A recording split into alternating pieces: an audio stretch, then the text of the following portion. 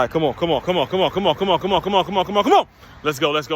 Aswand Cruickshank, your one and only Move Swiftly speaker, checking in for a daily Move Swiftly thought, giving you a perspective on teamwork that you will not get anywhere else. Listen to me, man. I'm recording this January 12th, 2024, a day in which the entire sports world has been rocked because not one, not two, but three coaching legends, Pete Carroll, Bill Belichick, Nick Saban, have moved on from their respective places in which they built dynasties, all right? Legendary football coaches in this game have officially, whether retired or moved on to doing something different. You know, the bottom line is they're no longer in this. The people that had the most stability, people that had a ton of stability in their situations are no longer in their situations, no longer the head coach of either the New England Patriots, Alabama Crimson Tide, or the Seattle Seahawks, all right? And the world is talking about those three coaching legends, and I will get to them at some point on my podcast. It's going to be a longer episode. I'll probably break it down into a couple series, a couple parts, because there's a ton of things. Again, I grew up playing while these guys were in their prime, so there's a ton of things that I got to say about them. But staying true to my form and my platform, what I'm all about, it's about giving you a perspective on teamwork that you will not get anywhere else. And I got to take you somewhere, all right?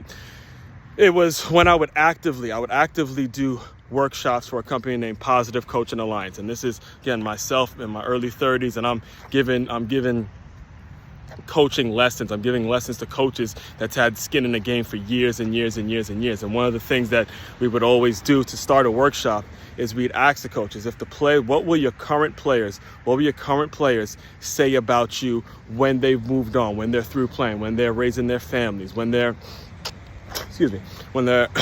have their jobs and they're going through whatever life is throwing at them. You know, what are those people going to say about you? Forget about the media says, forget about what the coaching colleagues, quote unquote, say. What are the people who are playing for you, the young men and women who are playing for you? What are they going to say when you're done? All right. Then we'd have all the coaches fill that out and answer that question. All right. And, you know, well, first of all, before I even get started, let me just tell you a quick story about how or why I even pursued the Positive Coaching Alliance opportunity, all right? As I was going through the training for Positive Coaching Alliance, I noticed they went on as a way of marketing their brand, as a way of selling their service, they used a coach that coached me when I was a little kid. His name was Coach Mike Wills. I saw his picture with the White Oak Warriors when he won the Pop Warner Super Bowl on ESPN and all that. You know, his face was on the material that Positive Coaching Alliance was sending to, you know, hundreds and thousands of coaches all across the world. And there's a level of pride, there's a level of gratification that you have when you see someone that coached you. You know, what happens, they coached me.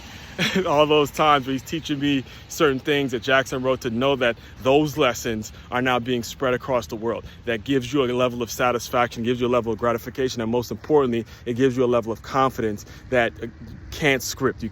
It's real, it's raw, it's uncut. I'm not able to deliver this content and give you these daily videos without these men who bled into me and really taught me how to go from player, coach, to just executive professional, father, you know, whatever it is you're trying to do. This game is meant to mold men. All right. So again, as far as the perspective I want to give you, all right, I want to talk about Mr. Riverboat Ron, Coach Ron Rivera, coach of my hometown team, my team. I'm a Michigan fan. But in terms of if I have to pick one team that I will, you know, die for, like a die hard, it's the Washington Redskins / Commanders. That is going to be my team through and through regardless. All right. And I am proud. I'm proud. I know we didn't make the playoffs. I know we got our ass kicked by the Cowboys and all that, but I'm proud of Ron Rivera and everything he lived through. All right. Yes, he lost his job, but he did not lose. All right. Stay with me on this one. This is a very important concept for you to grasp. All right. Grasp. Ron Rivera lived through cancer. He lived through cancer and was going through that, and he was still able to coach his team and didn't flinch, he didn't walk around with any excuses, feeling sorry for himself or anything like that. It reminds me of a time where I had another coach, Coach Jamie. It was in 2002 where we were going through our Super Bowl run, and this is way back when this is back in Maryland. This is a colder time of year, and he told us, he came into the offensive huddle, and I remember he telling us, this is the quarterback. You know, Deontay was the quarterback, Surly Monzi. He told us, look, I'm not the one to complain or feel sorry for myself, but I went to the doctor and I got pneumonia.